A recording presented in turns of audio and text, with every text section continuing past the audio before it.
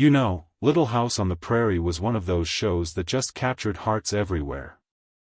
It stood for family, faith, and that rugged frontier spirit. But then, right at the very end, Michael Landon and the creators did something nobody saw coming. They blew up the entire town of Walnut Grove. For years, fans have wondered why. Was it just a dramatic way to end the story? Or was there something more going on? Well, the truth is a tangled mess of hurt feelings, big mistakes by the network, and one star's fiery act of defiance that, honestly, is pretty shocking. Little House on the Prairie wasn't just another TV show, it was a piece of our culture. For 9 whole seasons, from 1974 to 1983, millions of us tuned in to follow the Ingalls family through all the ups and downs of life in 1800s Minnesota. Michael Landon, who played Charles Ingalls, wasn't just the star, he was the heart and soul of the show, producing, often writing, and directing. So, when the series ended so suddenly, and with such a literal bang, they dynamited the iconic sets for the 1984 TV movie Little House, The Last Farewell. Everyone was asking, what on earth just happened? The real story is a lot more complicated and personal than most folks think, involving artistic pride, network politics, and Michael Landon's fierce desire to protect what he'd built. Publicly, the reasons given for Little House's cancellation sounded pretty standard for a show that had been around for a while. By its 9th season, which had been renamed Little House, A New Beginning and saw Landon step back from his leading role, the ratings had started to slip. In a 1984 chat with the New York Times, Michael Landon himself admitted that maybe the show had just run its natural course. He famously said, "I didn't think a married woman should still be coming to her father for advice," talking about Melissa Gilbert's character, Laura Ingalls Wilder, who'd grown up, gotten married, and started her own family on the show. Landon also mentioned, "When we started this show, we never imagined it would last this long." And it's true, the show's original focus, Laura's childhood, had pretty much wrapped up. Things had changed. Charles and Caroline Ingalls had even moved away in the story, selling their little house to the Carter family. NBC, the network Landon had called home for ages, going all the way back to Bonanza, also saw that keeping the original spark alive was getting tougher as the main characters got older and Landon himself was shifting his focus. Some say Landon was already eyeing new projects, like Highway to Heaven, which would also end up on NBC. So, on the surface, it looked like everyone agreed, sadly, that the Prairie story was coming to an end. But behind closed doors, something very different was happening, something that would leave its star feeling deeply disrespected and, eventually, furious. The way NBC handled the cancellation? Let's just say it was clumsy. Hook ***. And cold, especially when you think about Michael Landon's long and successful run with them. According to Melissa Gilbert, who played Laura, the cast and crew didn't get a formal heads-up or even a personal call from the network bigwigs. Nope, they found out the show was done for indirectly. Gilbert remembered Victor French, who played Isaiah Edwards, calling her to ask if she'd go on a talk show with him to protest the cancellation. Her reaction? Sure, what cancellation? She, along with Landon and producer Kent McRae, had heard nothing official from NBC saying Little House wasn't on the fall lineup. Can you imagine? After pouring nearly a decade of your life into a show that was a massive hit for the network, a show where you weren't just an actor but the main creative force, you find out it's over by basically reading it in the news or hearing whispers. Michael Landon, a guy known for his incredible dedication and how much he put into his work, was reportedly really hurt and angry about this lack of a direct word, this lack of respect. Melissa Gilbert wrote in her memoir, Prairie Tale, and said in later interviews, that Landon was absolutely furious that NBC never bothered to call him personally to tell him their decision. After years of loyalty and delivering hits like Bonanza and Little House, this felt like a huge snub. It felt like a betrayal, not just to him, but to everyone who'd dedicated years of their lives to Walnut Grove. This feeling of being disrespected by the network would play a huge part in the dramatic events that came next. Michael Landon wasn't just someone who worked for NBC, he was a force of nature, a creative powerhouse who had enormous control over Little House on the Prairie. He wrote, directed, produced, and starred in it, filling it with his own values and vision. This show was deeply personal for him. He'd found the books through his daughter, saw their potential for a family show, and fought to make it happen, even insisting on playing Charles Ingalls himself.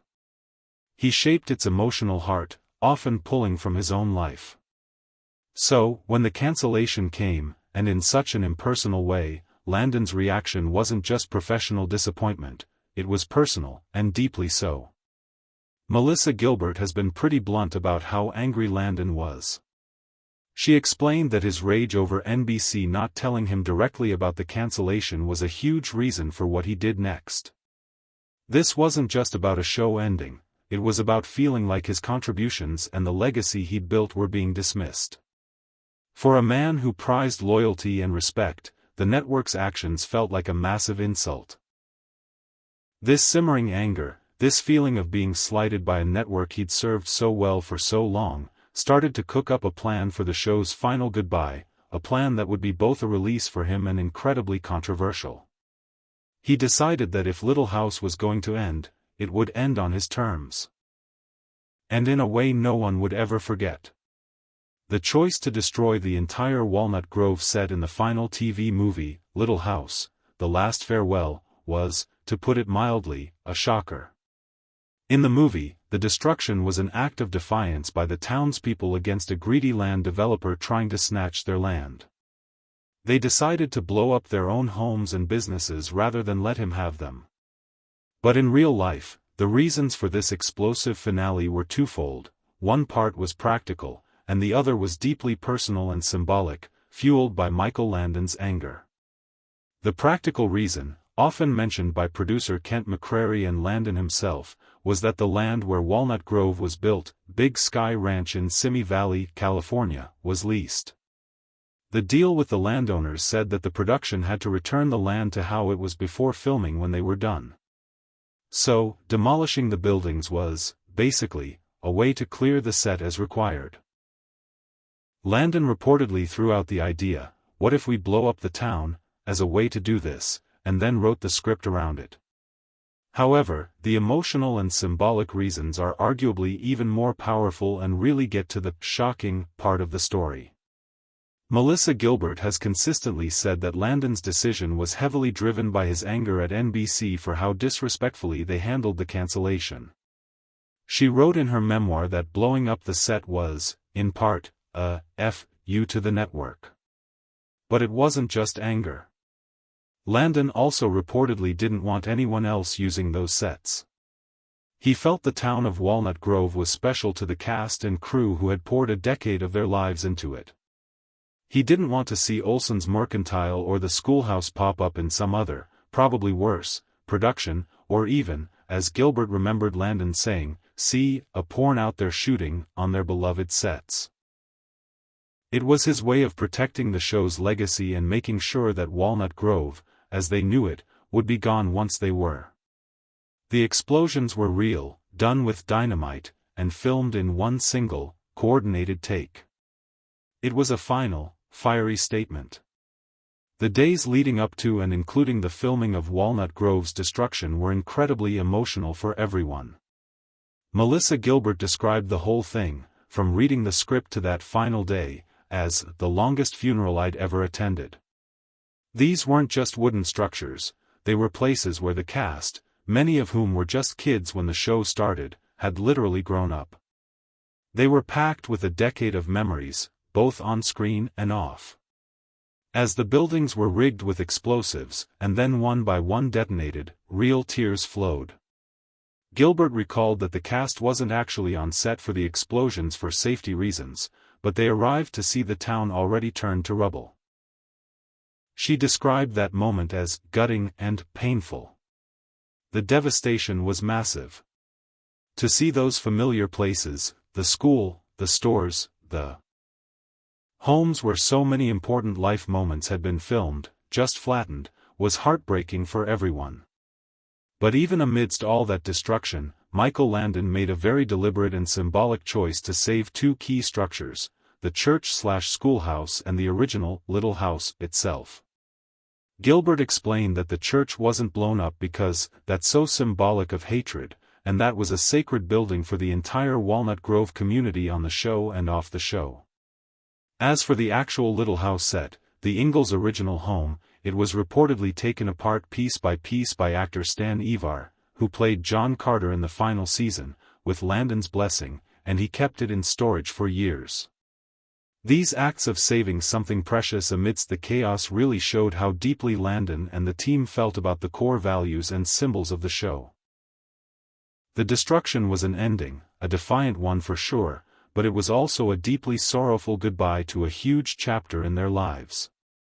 That explosive finale of Little House on the Prairie definitely carved its place in TV history, though not without some raised eyebrows and questions. Did Michael Landon's dramatic move of blowing up the set sour his relationship with NBC?